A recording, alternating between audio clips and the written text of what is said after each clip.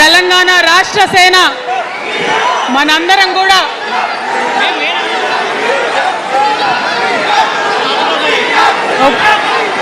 ఒక్కసారి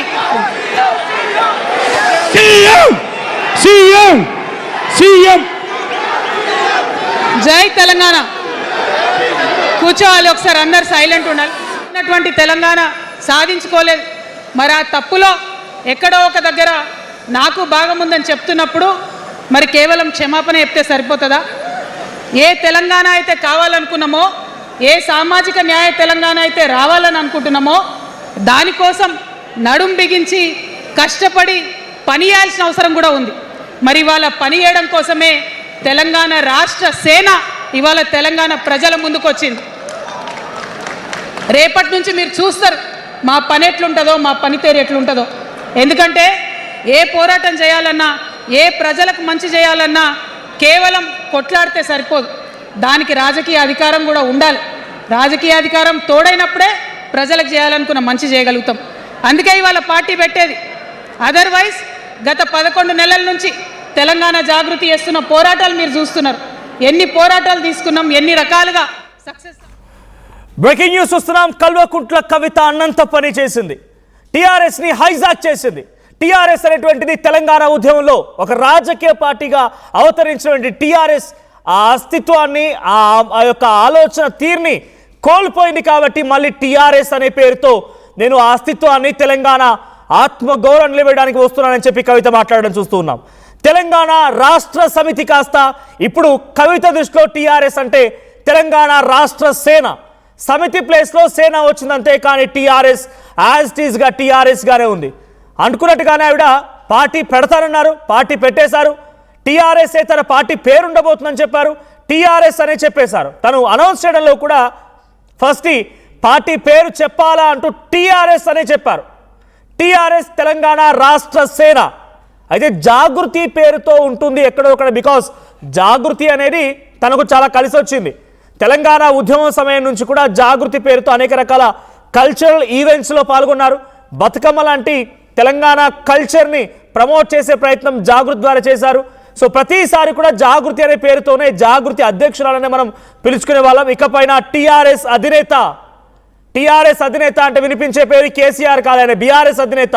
ఇప్పుడు ఇకపై టీఆర్ఎస్ అధినేత అంటే కల్వకుంట్ల కవిత. తెలంగాణ రాష్ట్ర సేన. మీరు చూడండి, మీకు ఆర్టీవీ ముందుగానే చెప్పింది ఆ పార్టీ జెండాలో తప్పకుండా ఆకుపచ్చ రంగు, పసుపు రంగు, నీలం రంగు ఉంటుందని చెప్పి. సో అదే రంగు జెండాతో పార్టీ ఆవిష్కారం అక్కడ జరిగింది. సో నీలిరంగు తెలంగాణ మ్యాప్ మధ్యలో టీఆర్ఎస్ అనే పేరుతో కవిత కొత్త పార్టీ ఆవిర్భవించింది. తన ప్రసంగం కూడా చూస్తున్నాం మనం లైవ్లో. ఒకసారి తను మాట్లాడుతున్నారు, లైవ్లో ఏం మాట్లాడుతున్నారు చూద్దాం. అది రైతాంగ సాయుధ పోరాటం కావచ్చు, ముల్కీ ఉద్యమం 1952 కావచ్చు, 1969లో తెలంగాణ ఉద్యమం కావచ్చు, తర్వాత వచ్చినటువంటి నక్సలైట్ ఉద్యమం కావచ్చు, అనేక సామాజిక ఉద్యమాలు, ఎందరో మంది మహానుభావులు, ప్రొఫెసర్ జయశంకర్ గారి దగ్గర నుంచి మొదలు పెడితే చాక లైలమ్మ గారు, దొడ్డి కొమరయ్య గారు, ఆరుట్ల కమలాదేవి గారు, రావి నారాయణ రెడ్డి గారు, సురవరం ప్రతాప్ రెడ్డి గారు, దాశరథి గారు, కాళోజీ గారు, నక్సలైట్ ఉద్యమంలో గద్దరన్న గారు, గణపతి గారు, మారోజు వీరన్న గారు, సాంబశివుడు గారు, ఇట్లా అనేక మంది పోరాటం చేస్తే అంతో ఇంతో సమానత్వం ఇప్పుడు వచ్చింది. మలిదశ తెలంగాణ ఉద్యమంలో కేసీఆర్ గారు, అట్లానే ప్రాణాలు ఇచ్చినటువంటి ఇషాన్ రెడ్డి గారు, యాదయ్య కావచ్చు, సువర్ణ కావచ్చు, అనేక మంది కొట్లాడితేనే ఇవాళ తెలంగాణ రాష్ట్రం వచ్చింది. వీరికన్నా ముందు మరి మీ అందరికీ తెలుసు, సమ్మక్క సారలమ్మ దగ్గర నుంచి మన దగ్గర సామాజిక ఉద్యమాలు నడిచినాయి. కొమరం భీమ్ కావచ్చు, సమ్మక్క సారయ్య కావచ్చు, సారలమ్మ కావచ్చు, షోయబుల్లా ఖాన్ కావచ్చు, మగ్దూం మొయ్యుద్దీన్ కావచ్చు, ఇట్లా అనేక మంది కొట్లాడితే కొంచెం సమానత్వం వచ్చింది. కొండా లక్ష్మణ్ బాపూజీ గారిని తెలుసుకోవాలి, పండుగ సాయన్నని తెలుసుకోవాలి, సర్వాయి సర్దార్ పాపన్న గౌడ్ని తెలుసుకోవాలి. ఇట్లా అనేక మంది కొట్లాడి, పంతు నాయక్ గారు ఉన్నారు. మరి ఇట్లా ఆదివాసీ వీరులు అనేక మంది ఉన్నారు. బియ్యాల జనార్దన్ రావు ఉన్నారు, ఆదివాసీల కోసం కొట్లాడినటువంటి బిడ్డ. వీరందరినీ కూడా వారి స్ఫూర్తిని తీసుకుంటాం. రాజ్యాంగబద్ధంగా రాజకీయ శక్తితోని పోరాటాలు మిళితం చేసి, ప్రజా పోరాటాలు మిళితం చేసి మనం కలలుగానేటటువంటి సామాజిక న్యాయ తెలంగాణను సాధిస్తామని మళ్ళొకసారి సగర్వంగా ప్రకటన చేస్తూ ఉన్నాం. మరి వాళ్ళ తెలంగాణ రాష్ట్ర సేన మీ ముందుకు వచ్చిందంటే ఉట్టిగానే రాలే. తెలంగాణలో ఏం జరుగుతుందో ఒకసారి తెలుసుకోవాలి, మనం ఆలోచన చేసుకోవాలి, అర్థం చేసుకోవాలి. ఎన్ని పార్టీలు ఉన్నాయి? 3 పార్టీలు ఉన్నాయి. భారతీయ జనతా పార్టీని తీసుకుందాం. ఆ బీజేపీ అనే పార్టీకి అసలు తెలంగాణ ఏర్పాటే ఇష్టం లేదు, తెలంగాణ ఏర్పాటు అవడమే ఇష్టం లేదు. అందుకే వాళ్ళ అగ్రనాయకత్వం అంతా కూడా ఏం మాట్లాడతారు? తల్లిని చంపినరు, పిల్లని బతికించారు అని ఒకరు, ఇంకొకరు ఏమంటారు? నిన్ననే ఒక తలకాయ లేని ఎంపీ, మెడకాయ మీద తలకాయనే లేదు ఆయనకు, ఏమన్నాడు ఆ ఎంపీ? ఇండియా పాకిస్తాన్ విడదీసినట్టట, ఆంధ్ర తెలంగాణను విడదీసిరట. మరి వాళ్ళ అగ్రనాయకత్వం ఇన్ని మాటలు అంటుంటే మన ప్రాంతంలో ఉన్నటువంటి భారతీయ జనతా పార్టీ బానిస ఎంపీలు ఎవరైతే ఉన్నారో ఒక్క మాట కూడా వాళ్ళు మాట్లాడరు. ఫెడరల్ స్ఫూర్తికి విరుద్ధంగా రాష్ట్రం ఏర్పాటు అయిన తర్వాత 7 మండలాలు మనకి గుంజుకుంటే పార్లమెంట్లో పల్లీకులు ఇస్తారు, కానీ ఆ ఎంపీలు ఒక్క మాట కూడా మాట్లాడరు. మనకు 8 రూపాయలు ఇవ్వకపోతే ఆ ఎంపీలు ఒక్క మాట మాట్లాడరు. విభజన హామీలు ఇవ్వకపోతే ఆ బీజేపీ బానిస ఎంపీలు ఒక్క మాట కూడా మాట్లాడరు. అంతేకాకుండా సామాజిక న్యాయం అనేటటువంటి ఒక కాన్సెప్ట్కే బద్ద వ్యతిరేకి భారతీయ జనతా పార్టీ. అందుకే ఏం చేస్తున్నారు? మహిళా బిల్ అయితే మోసం, 2 సార్లు పాస్ చేసిరు.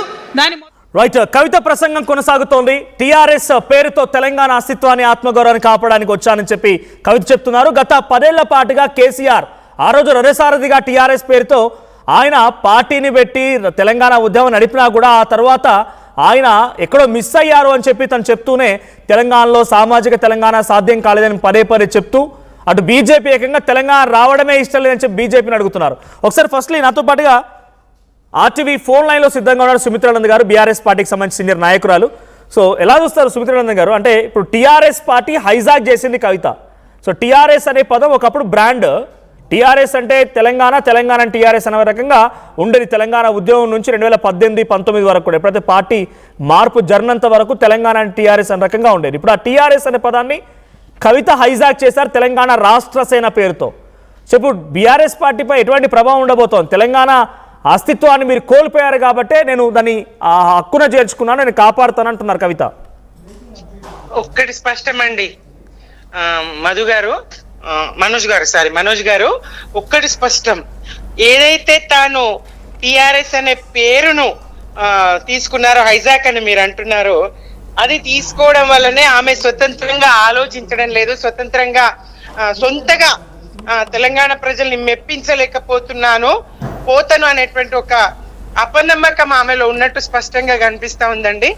ఈ పేరుతోనే తెలంగాణ టిఆర్ఎస్ అనే పేరు, తెలంగాణ రాష్ట్ర సేన అనే పేరు ఆమె తీసుకోవడంతోనే అది క్లియర్ అయింది.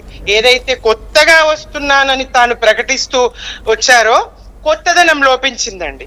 తాను ఏం చేయదలుచుకున్నారో గతపు వాసనలు, గతమంతా బాగాలేదని చెప్తా ఉన్నారు, గతపు వాసనలు లేకుండా కొత్తగా చేస్తే ప్రజలు ఆదరించేవారేమో. ఇప్పుడు టిఆర్ఎస్ అంటే కేసీఆరే అనుకుంటారు, పల్లెల్లో బీఆర్ఎస్ అన్నా తెలియదు, కేసీఆర్ కారు టిఆర్ఎస్. అంటే మీరు ఇక్కడ అస్తిత్వాన్ని వదిలేసి వెళ్ళారు కాబట్టి మళ్ళీ టిఆర్ఎస్ గా నేను హక్కును చేర్చుకుంటున్నాను అంటున్నారు ఆవిడ. అది హక్కును చేర్చుకోవడం కాదండి, ఆమె కొత్తగా రావడంలా లేదు, మా పాతదనాన్ని మళ్ళీ తీసుకొస్తున్నట్టు కేసీఆర్ గారి పేరుతోనే తాను బయటకు వచ్చినా అది కేసీఆర్ పేరుగానే తెలంగాణ తను యాక్సెప్ట్ చేస్తున్నారు. గతంలో టిఆర్ఎస్ అనే పార్టీ పేరుతో రథసారథిగా ఉన్న కేసీఆర్ తెలంగాణ ఉద్యమంలో బాగానే ఉండే, ఆ తర్వాత మిస్ అయింది. సో నేను మళ్ళీ తెలంగాణ అనేటువంటి సెంటిమెంట్తో వస్తున్నాను కాబట్టి టీఆర్ఎస్ అని చెప్తున్నారు ఆవిడ. అంటే గత కేసీఆర్ని పొగుడుతున్నారు, ప్రభుత్వంలో ఉన్న కేసీఆర్నే విమర్శిస్తున్నారు. అదే కదా, తెలంగాణ ప్రజలు స్వాగతించరు కేసీఆర్ గారిని విమర్శిస్తే.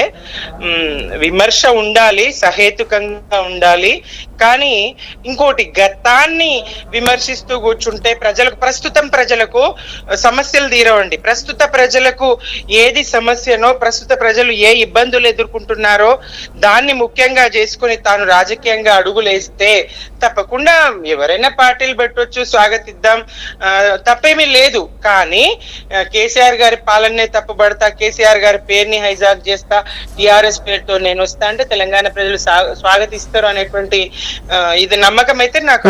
టిఆర్ఎస్ అనే ఈ పేరు మీపై ప్రభావం చూపించబోతుందా? లేదండి. టిఆర్ఎస్ అంటే మేమే అనుకుంటారు, మాకు ఇంకా అది ప్లస్ తప్ప. మీరు బీఆర్ఎస్ కదా మీరు. మేము బీఆర్ఎస్ అయినా తెలంగాణ ప్రజానీకం మీరు ఎక్కడ సర్వే చేసి చూస్తారో చూడండి, తెలంగాణ ప్రజలకు మాత్రం మేము టిఆర్ఎస్ గానే సుపరిచితులం, తెలంగాణ రాష్ట్ర సమితి గానే సుపరిచితులం. కవిత పార్టీలో కొత్త జోష్ కనబడుతోంది. పొలిటికల్ పార్టీగా ఇన్ని రోజులు మీరు ఎదుర్కోవాల్సింది కాంగ్రెస్ బీజేపీనే, కానీ ఇప్పుడు కొత్తగా కవిత రూపంలో ఇంకో పార్టీ వచ్చింది, మీరు ఎదుర్కోవాల్సింది టిఆర్ఎస్ ని కూడా ఇప్పుడు. సో కవితని ఎదుర్కొనేటువంటి లేదండి, మాకు అసలు ఎంత మాత్రం అవసరం లేదు.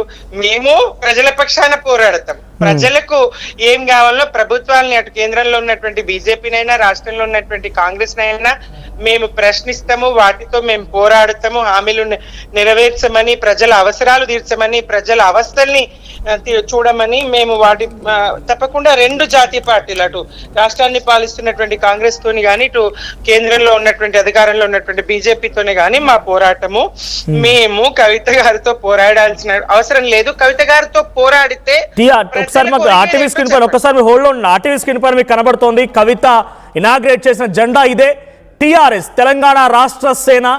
సో పసుపు పచ్చని రంగులో జెండా ఉంది, తర్వాత నీలం రంగులోని తెలంగాణ మ్యాప్, ఆ పైన టిఆర్ఎస్ అని వైట్ కలర్లో. సో ఇక్కడ కలర్ కాంబినేషన్ కూడా అర్థం చేసుకోవాల్సిందే. సో ఇటు ఆలివ్ గ్రీన్లో కింద తెలంగాణ రాష్ట్ర సేన. సో టిఆర్ఎస్ అనేటువంటి పేరుతో పార్టీ ముందుకు వెళ్తోందనేది కవిత చెప్పిన మాట. సో ముఖ్యమంత్రి అని నినాదాలు వినబడుతున్నాయి. సుమిత్ర గారు, ముఖ్యమంత్రి సీఎం అని నినాదాలు వినబడుతున్నాయి. తను ముందు ఉదయాన్నే ఇంటి దగ్గర నుంచి ప్రారంభమైనప్పుడు ఆర్టీవీతో మాట్లాడారు. ఆర్టీవీతో మాట్లాడుతున్న సమయంలో కూడా 100% వచ్చేటువంటి మహిళా ముఖ్యమంత్రి అని చెప్తున్నారు ఆవిడ. మేమైతే బీసీ నినాదం ముందుకెత్తుకున్నారో మరి బీసీ ముఖ్యమంత్రిని చేస్తామని అనడం లేదు. అది కొంచెం ఆలోచించదగ్గ విషయమే. అన్ని పార్టీలాగా తాను కూడా బీసీని వాడుకొని వదిలేసే రకమే అనుకునే. అన్ని పార్టీలాగా అంటే బీఆర్ఎస్ పార్టీ లాగా కూడానా? లేదు లేదు లేదు, బీఆర్ఎస్ కాదు. అక్కడ కాంగ్రెస్ కామారెడ్డి డిక్లరేషన్ పేరుతో బీసీలను మోసగించింది. జాతీయ పార్టీ ఇవ్వగలిగినటువంటి చేయగలిగిన స్థితిలో ఉన్న బీజేపీ బీసీలను మోసగిస్తా ఉన్నది. ఓబీసీ కోటా తెలుసకుండా మొన్న మహిళా బిల్లు పెట్టినటువంటి విషయాన్ని చూసినాము. మేము ఇప్పుడు చేసే స్థితిలో లేము. ఇప్పుడు అందరూ ఏమనుకుంటున్నారంటే ఆర్టీవీ లైవ్ లో కూడా కామెంట్స్ వస్తున్నాయి, టిఆర్ఎస్ పార్టీని హైజాక్ చేసింది కవిత. సో ఈ ప్రభావం కేసీఆర్ పై కంటే కూడా కేటీఆర్ పై ఎక్కువ ఉంటుంది. ఎందుకంటే కేసీఆర్, సరే మీరు అంటున్నారు కేసీఆర్ తర్వాత మా ముఖ్యమంత్రి అని చెప్పి సీనియర్ నాయకులుగా తెలంగాణ ఉద్యమకారులుగా మీరు అనుకోవచ్చు, కానీ కేటీఆర్కి ఒక వర్గం ఉంది, కేటీఆర్ ముఖ్యమంత్రి అవుతారని వర్గం అంటోంది. ఇటువైపు చెల్లెలు కూడా టీఆర్ఎస్ పార్టీతో నేను ముఖ్యమంత్రి అవుతానని చెప్తోంది. ఇక్కడ ఎక్కువగా ప్రభావం చూపించేది కేటీఆర్ పైనే, పార్టీ పైన కేటీఆర్ పైన అధిక ప్రభావం చూపించబోతున్నది కామెంట్స్ లో వస్తోంది. కేటీఆర్ వేరు, కేసీఆర్ వేరు, హరీష్ రావు వేరు కానే కాదండి. వేరుబడ్డది కవిత గారు మాత్రమే. బీఆర్ఎస్ అంతా ఒక కుటుంబం. కేసీఆర్ గారే మా కుటుంబ పెద్ద. కేసీఆర్ గారే మరి భవిష్యత్తులో మా ముఖ్యమంత్రి అభ్యర్థి. తప్పకుండా కేసీఆర్ గారి నాయకత్వంలోనే కేటీఆర్ గారు గాని, హరీష్ రావు గారు గాని, తెలంగాణ శ్రేణులన్నీ గాని, టిఆర్ఎస్ శ్రేణులన్నీ గాని, మేమందరం గాని పనిచేస్తాము. ఆయనే మా ముఖ్యమంత్రి. కవిత గారు మాకు ఎట్టి పరిస్థితుల్లో పోటీ కానే కారు. మీ గత నాయకురాలు, గతంలో మీరు కూడా జాగృతిలో పనిచేసిన అనుభవం ఉంది, తర్వాత బీఆర్ఎస్ లో మీరు కూడా కవితతో పాటుగా చాలా కార్యక్రమాల్లో హాజరయ్యారు టీఆర్ఎస్ పార్టీలో. కాబట్టి మీ సోదరిగానో లేకపోతే మీ నాయకురాలుగానో ఏం సూచన చేస్తారు? ప్రజల పక్షాన పోరాడండి, ప్రజలతో ఉండండి, ప్రజల కోసం పనిచేయండి. తప్పకుండా మహిళా నాయకత్వాన్ని బలోపేతం చేస్తామంటున్నారు. బీఆర్ఎస్ పార్టీలో మహిళా నాయకత్వానికి కొంత ప్రోత్సాహం లేదంట. మీలాంటి వాళ్ళకి ఆహ్వానం ఇస్తే వెళ్తారా కవితతో పాటు? లేదండి, తెలంగాణ రాష్ట్ర సాధన కోసమే ఉద్యమంలో కేసీఆర్ గారు అడుగుజాడలు నడిచిన దాన్ని. తెలంగాణ రాష్ట్రం సిద్ధించింది. సాధించిన రాష్ట్రానికి మీరే ముఖ్యమంత్రిగా ఉండాలి. తెలంగాణలోని ప్రతి అణువు మీకు తెలుసు, ప్రతి నీటి బొట్టు ఎలా వినియోగించాలో మీకు తెలుసు. మీరు మాత్రమే సీఎం గా ఉండాలని డిమాండ్ చేసిన వాళ్ళము, ఆయన ఒప్పించిన వాళ్ళము.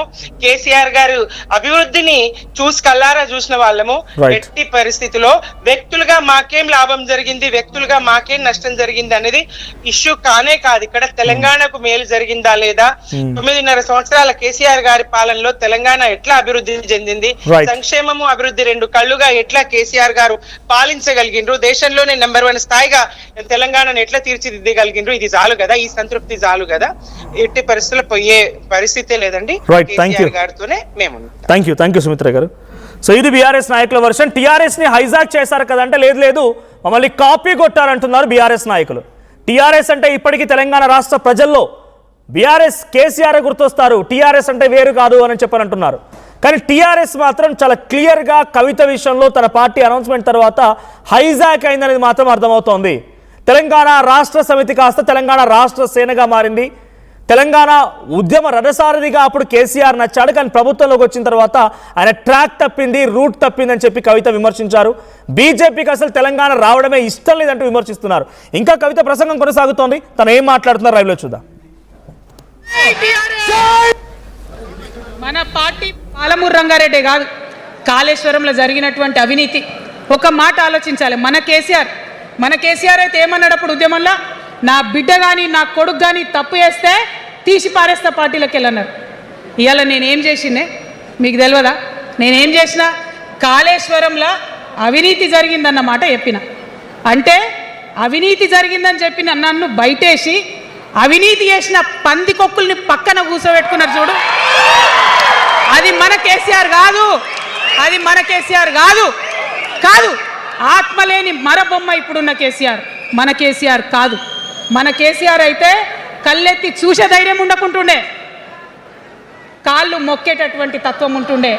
ఇవాళ అది మన కేసీఆర్ కాదు. కాబట్టే ఎదురుగా నిలబడి కొట్లాడతా నాతో కలిసి వస్తారా? సిద్ధమేనా? ఇవాళ బీఆర్ఎస్ పార్టీ చేస్తున్నటువంటి అనేక తప్పులు, అనేక అంశాలు ఉన్నాయి. ఒకటి కాదు, రెండు కాదు. ఇది ప్రారంభం మాత్రమే. మొదలు పెట్టినాం, జస్ట్ ఇల్లలికినాం. In front there is crocodiles festival. తర్వాత చాలా చెప్పేది ఉంది, అప్పుడు చెప్దాం. ఇప్పుడు ఏం జరుగుతుంది ఈ రాష్ట్రంలో? ఒక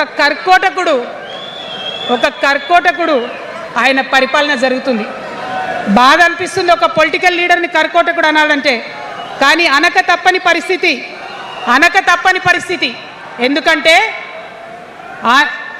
ఎందుకంటే మొన్న ఖమ్మంలో వెలుగుమట్లలో అన్ని పర్మిషన్స్ ఉన్నాయి, అన్ని కాయిదాలు ఉన్నాయి.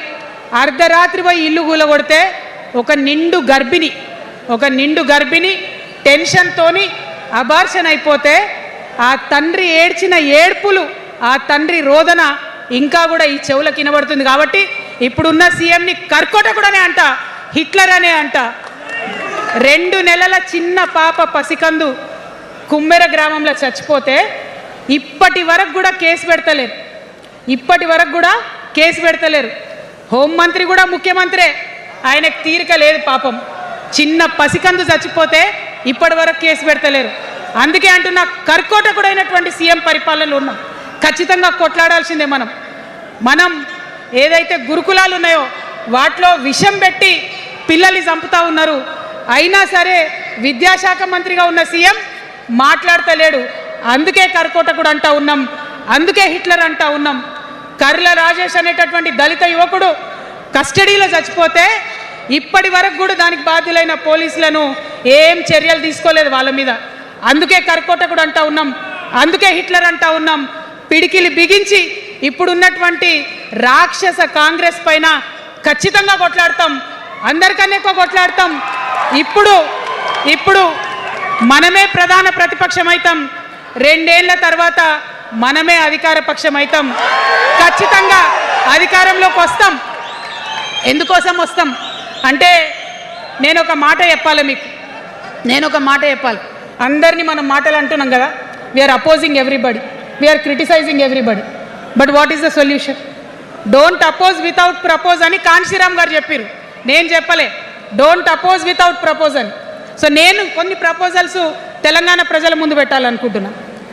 నేను ఈ 3 పార్టీలు అధర్మంతో నిండిపోయినాయి, అవినీతితో నిండిపోయినాయి, బంధుప్రీతితో నిండిపోయినాయి, కుటుంబ అవినీతి పరిపాలనతో నిండిపోయినాయి. కాబట్టి నేను ఒక ప్రపోజల్ చెప్తున్నా. ఈ 3 పార్టీల మీద ఆనాడు భగవంతుడు శ్రీకృష్ణుడు చెప్పినట్టు పాంచజన్యం, ఆయన శంఖం పేరు, యుద్ధంకి ముందు పాంచజన్యం ఎట్లయితే పూరిస్తారో మనం కూడా పాంచజన్యం పూరిద్దాం. ఒక 5 అంశాలను ప్రధానంగా తీసుకుందాం. ఆ 5 అంశాల కోసం ఇప్పుడు కొట్లాడదాం. రేపు ప్రభుత్వంలోకి వచ్చిన తర్వాత మన ప్రజలకు ఇద్దాం. ఏం అంశాలు అవి? మొట్టమొదటిది విద్య. ఇవాళ గవర్నమెంట్ స్కూల్స్ అంటే ఆనాడు కేసీఆర్ గారు స్కూల్ బంద్ చేసుకుంటూ వచ్చారు, అదే రేవంత్ రెడ్డి గారు కొనసాగిస్తున్నారు. ఎక్కడా కూడా ప్రభుత్వ పాఠశాలలలో వసతులు లేవు. వాష్రూమ్ ఉండదు, వాచ్మెన్ ఉండడు, అటెండర్ ఉండడు, పిల్లలే పోయి బెల్లు కొట్టుకోవాలి, పిల్లలే పోయి బాత్రూమ్లు కడుక్కోవాలి, మంచినీళ్ళు ఉండవు, భయంకరమైన పరిస్థితి ఉంది. నేనేమంటా అంటే గుడిని ఎంత పవిత్రంగా చూస్తామో బడిని కూడా అంతే పవిత్రంగా చూడాలి. గుడిని ఎంత పవిత్రంగా చూస్తామో బడిని అంత పవిత్రంగా చూడాలి.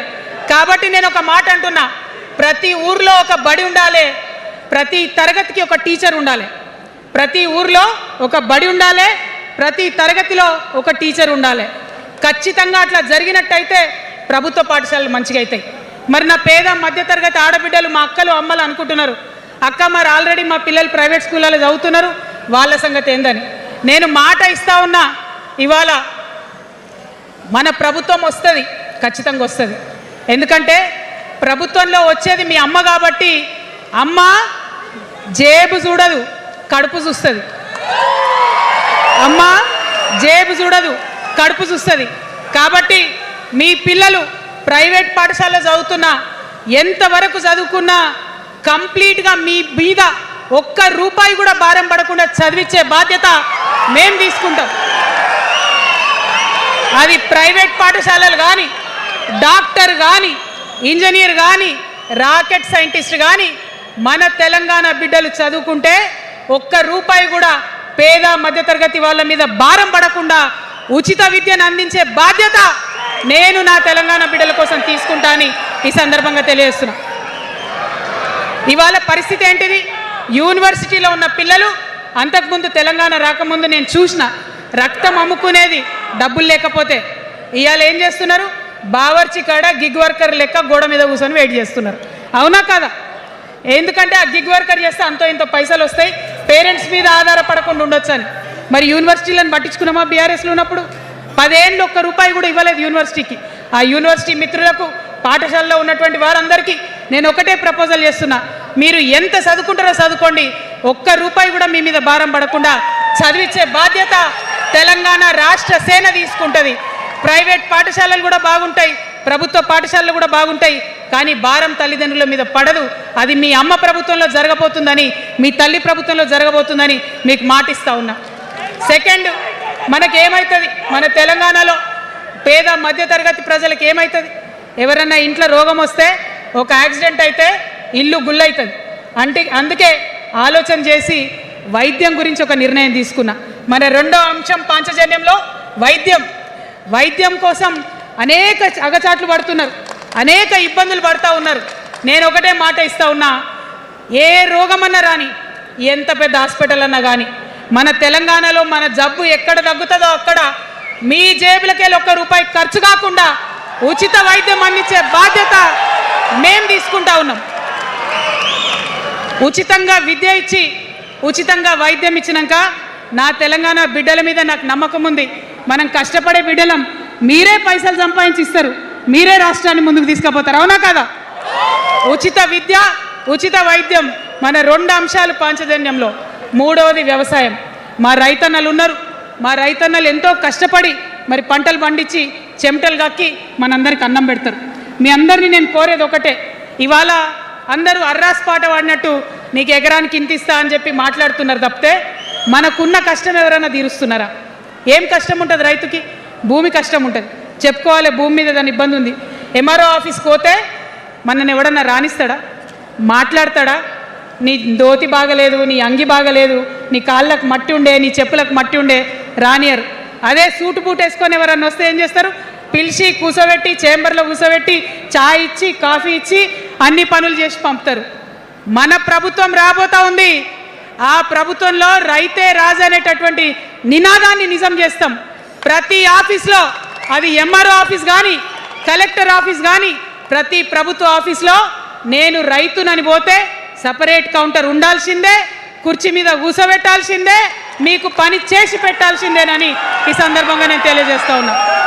నేను రైతునని గర్వంగా చెప్పుకునే విధంగా మేము పరిపాలన చేస్తాం. అది కాకుండా మిగతా ఏదైతే టైంకి రావాల్సిన కరెంటు, ఇప్పుడు రేవంత్ రెడ్డి గారి దయ వల్ల మళ్ళీ రాత్రిపూట కరెంట్ వస్తుంది, అట్లా ఉండదు. రేపు మన ప్రభుత్వం వస్తుంది, టీఆర్ఎస్ ప్రభుత్వం వస్తుంది. వచ్చినాక 24 గంటలు నాణ్యమైన కరెంటు, పొద్దుటిపూట కరెంటు, రైతులకు ఉచిత కరెంట్ ఇస్తాం. అదేవిధంగా యూరియా కావచ్చు, కొనుగోలు కేంద్రాలు కావచ్చు, మీరు ఎక్కడ పోయి అడగాల్సిన అవసరం లేకుండా అన్నీ మీ దగ్గరకు వచ్చేటట్టు చేస్తాం. మరి అనేక అంశాలు ఉన్నాయి రైతుల గురించి మాట్లాడేటి. ఇప్పుడు ఎంత గోసపడుతున్నారో తెలుసు. ఒక్కొక్కటి మాట్లాడుకుంటూ వెళ్దాం. రైతుని రాజుని చేసేది నినాదంగా ఉండే దాన్ని నిజం చేస్తామని మాత్రం మీ చెల్లెగా సోదరిగా నేను మీకు మాట ఇస్తూ ఉన్నాను. ఇక 4వ అంశం ఉపాధి. మనకి ఇక్కడ చాలా యూత్ ఉన్నారు. మిమ్మల్ని అందరూ నేను ఒక మాట చెప్తా ఉన్నా, ఒక మాట అడుగుతా ఉన్నా. ప్రతి ప్రభుత్వం ఏం చెప్తుంది? ప్రతి ప్రభుత్వం స్వతంత్రం వచ్చినప్పటి నుంచి ఇప్పటి వరకు ఏం చెప్తారు? ఉద్యోగాలు ఇస్తాం. అవునా? అసలు నాకు మాట తెలియక అడుగుతా. ఒక యువ మిత్రుడు ఉంటే, ఒక యువతి ఉంటే, నేను వ్యాపారం చేసుకోవాలనా, నేను ఉద్యోగం చేసుకోవాలనా, నేను కళారంగానికి పోవాలనా, నేను ఇంకోటి కావాలనా అనే స్వేచ్ఛ నాకు ఉండాలి కదా, నాకు ఉండాలి. కానీ ప్రభుత్వాలు మనకేం చెప్తాయి? నువ్వు ఉద్యోగం చేయి, 9 to 5 ఉద్యోగం చేయి, బానిస బతుకు అనేటటువంటి కండిషనింగ్ చేస్తూ ఉన్నాయి. ఇప్పుడు చాలామంది యూత్తో నేను మాట్లాడినా, నాకు ఒక మాట చెప్తా ఉన్నారు. అక్క, మా పరిస్థితి ఎంత ఘోరం ఉందంటే బయట ఉద్యోగం దొరుకుతలేదు చదువుకున్న చదువుకి.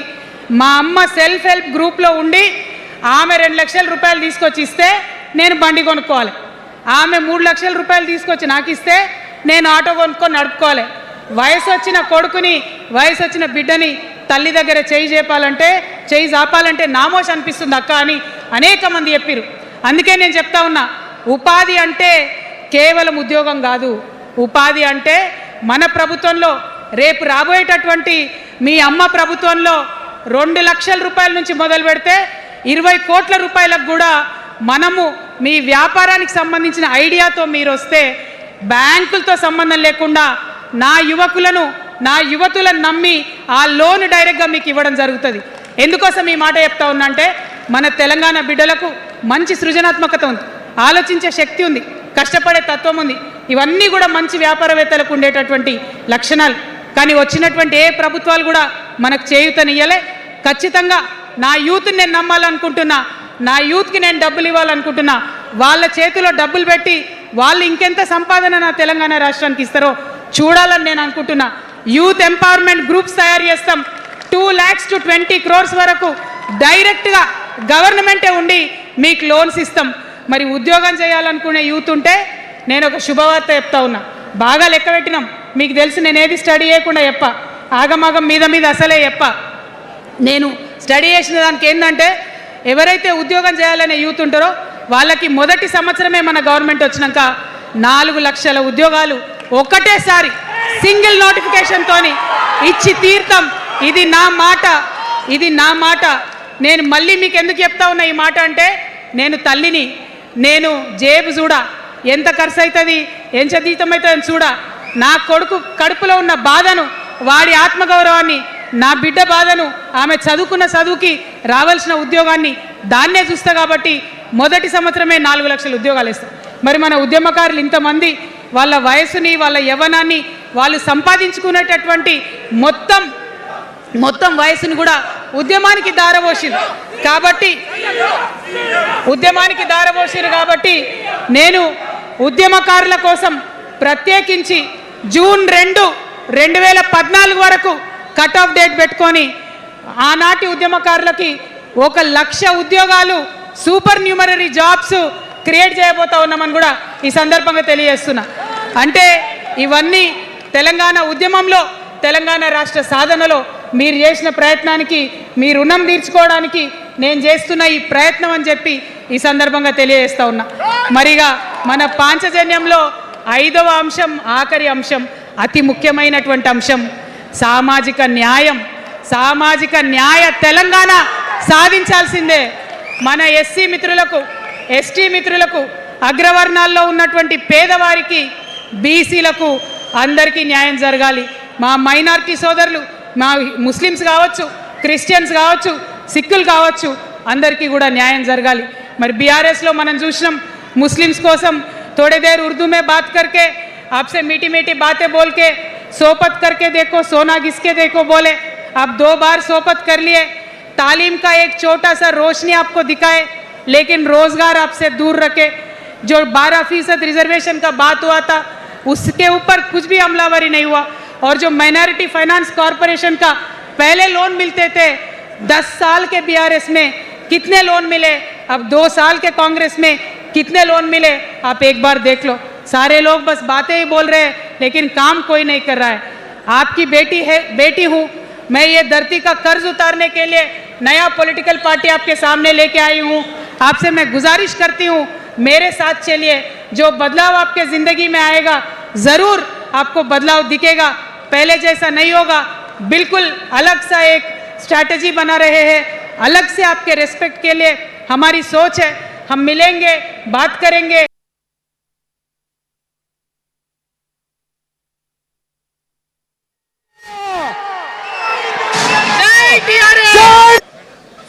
మన పార్టీ పేరు చెప్పాలా? రెడీయా? టిఆర్ఎస్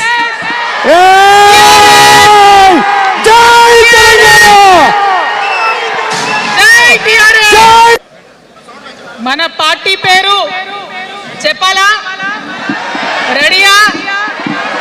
టిఆర్ఎస్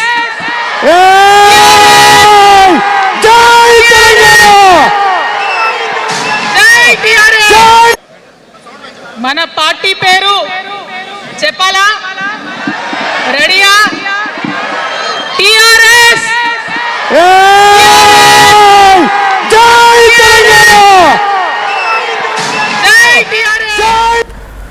టిఆర్ఎస్ కవిత పార్టీ పేరు టిఆర్ఎస్. సో ఇప్పుడు తన ప్రసంగం చూస్తూ ఉన్నా, తన మాటలు చూస్తూ ఉన్నా, ఒకప్పుడు తెలంగాణ ఉద్యమ సమయంలో కేసీఆర్ ఏర్పాటు చేసినటువంటి తెలంగాణ రాష్ట్ర సమితి మాటలనే కనబడుతూ ఉన్నాయి. ఒకే ఒక్క నోటిఫికేషన్తో 4 లక్షల ఉద్యోగాలను భర్తీ చేస్తానని చాలామంది యువకులు అక్కడికి వచ్చి, అక్క నేను చదువుకున్న చదువుకి ఉద్యోగం లేదు అని అంటే ఆ ఉద్యోగాన్ని క్రియేట్ చేసే బాధ్యత మీ అమ్మ తీసుకుంటుంది అని అంటున్నాడు. అంటే కవిత తనేం చెప్తున్నారంటే మీ తల్లి మీ అమ్మ అని అంటే తనని తాను చెప్పుకుంటున్నారు. ఆవిడ మీ అమ్మ అని అంటే ప్రజల దృష్టిలో ఇప్పుడు కవిత, సో మీ అమ్మ తీసుకుంటుంది అని చెప్తున్నారు. ఉచిత విద్య, ఉచిత వైద్యం, అప్పుడు కూడా కేసీఆర్ ఇదే చెప్పుకొచ్చారు. ఉచిత విద్య, KG to PG ఉచిత విద్య.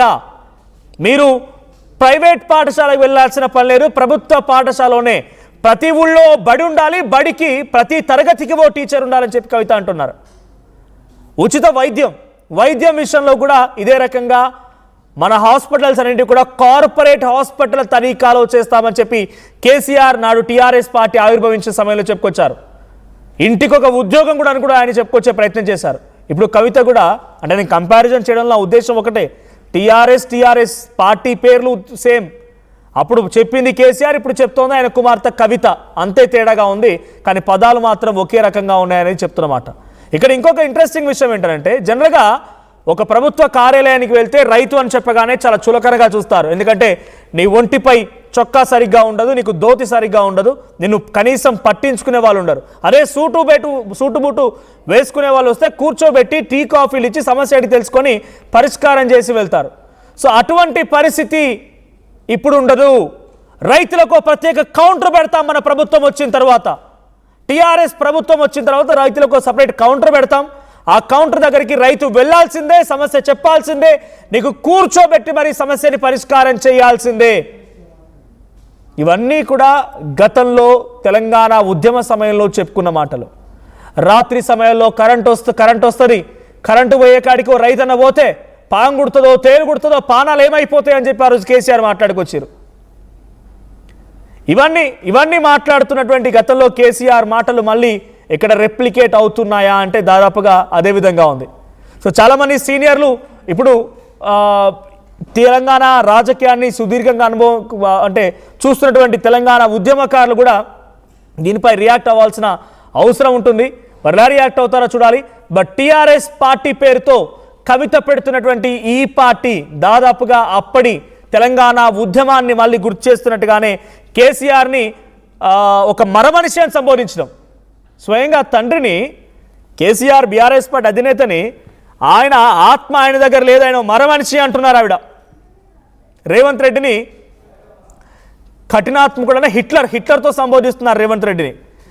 రాత్రి సమయాల్లో కరెంట్ వస్తుంది, మళ్ళీ రేవంత్ రెడ్డి పుణ్యమా అని చెప్పి దయా అని చెప్పి మళ్ళీ మన రైతులను గోసపడే పరిస్థితి వచ్చిందని చెప్పి తను సంబోధిస్తున్నారు. సో టీఆర్ఎస్ పార్టీ తెలంగాణ రాష్ట్ర సేన అనేటువంటి పార్టీ జెండాను కూడా మీరు చూస్తూ ఉన్నారు. సో ఫుల్ ఎల్లో కలర్లో జెండా ఉంది, ముందు నీలి రంగులో తెలంగాణ మ్యాప్, దానిపైన టీఆర్ఎస్ అనేటువంటి 3 లెటర్స్ అవి తెలుపు రంగులో ఉన్నాయి. సో కింద olive green, so yellow, blue and green. మేము చెప్పినట్టుగానే ఎల్లో, బ్లూ అండ్ గ్రీన్ 3 రంగుల కాంబినేషన్లతో ఆ పార్టీ జెండా ఉంది. ఇది ఆ జెండా. సో ఇక్కడ దీనికి ఎటువంటి సంకేతం ఉంది, ఉందని విశ్లేషిద్దాం. బట్ బిఫోర్ దాట్ ఒకసారి తన పార్టీ పేరును కవిత అనౌన్స్ చేశారు. ఒకసారి మళ్ళీ ఆ వీడియో చూద్దాం.